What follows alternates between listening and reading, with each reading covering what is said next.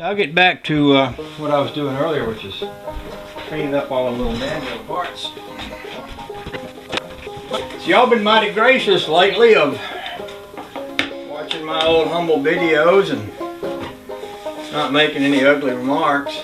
I just want y'all to know I appreciate that. I appreciate y'all for hanging out with me and putting up with me and all you nice comments and everything. It's good. Mighty good of you.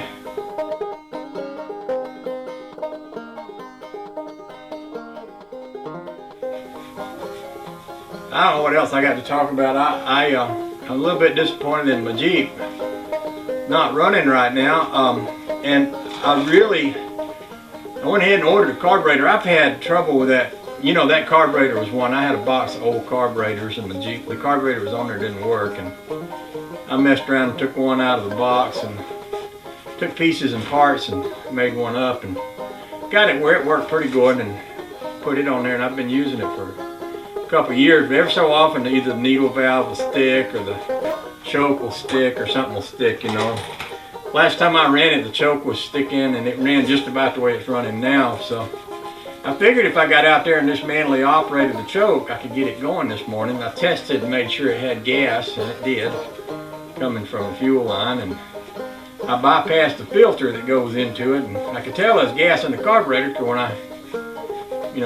I work the throttle, it makes that little squirt where it shoots gas down into the chamber there. So I knew that was good, but it still run really. It almost, well, it actually wouldn't run. It sounds just like it's running on one cylinder.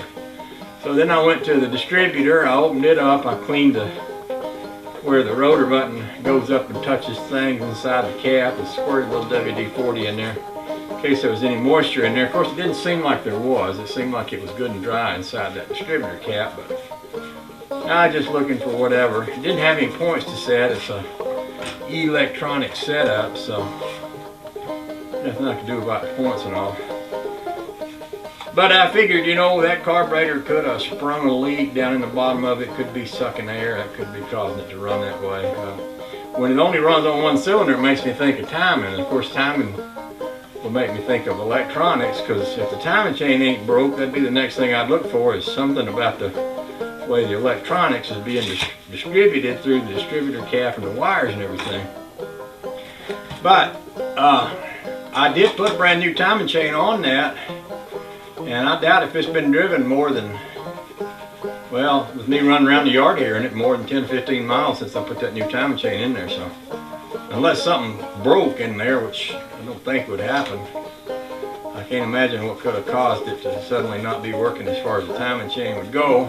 Of course, you can always break a rocker arm or something like that in the head, you know. But where it ran just like this last time I plowed with it, and I undid that carburetor choke and got that running, and it smoothed right out and did fine. So I'm really thinking it's worth a try before I go to changing. You know, you can pull wires off of things and put new wires and go buy some. That thing has an electronic ignition on it, even as old as it is. So you can buy a bunch of electronic ignition stuff that you don't need and spend a lot of money. And I figure, well, before I get into all that, I'll wait till that carburetor comes and put it on there. It'll be here Tuesday. Of course, we're going to get snow. It's actually snowing right now, and it's supposed to snow all the way through till Monday night. So, and of course, well, you know, the carburetor's coming Tuesday. So, yeah, I'll be working all week, but I'll have it by next weekend, and then next weekend I can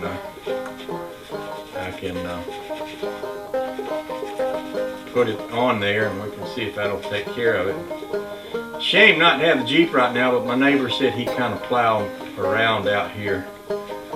You know, he run up and down the driveway with his plow and kind of keep it pushed out enough where I can get my cars out. That's the main thing, you know, need to get your car out to go to work and all. And if you ain't got somebody to plow the driveway, we share that driveway, so he kind of pushes it out anyway, so that helps a lot, and it works out really good. I got a good neighbor. I got good neighbors all the way around here. Can't complain about them one little bit. Fine folks, every one of them. I ain't seen a lot of them lately just because of the winter. I think we're all We all tend to be more indoor people in the wintertime around here just because of the weather. That's not surprising at all.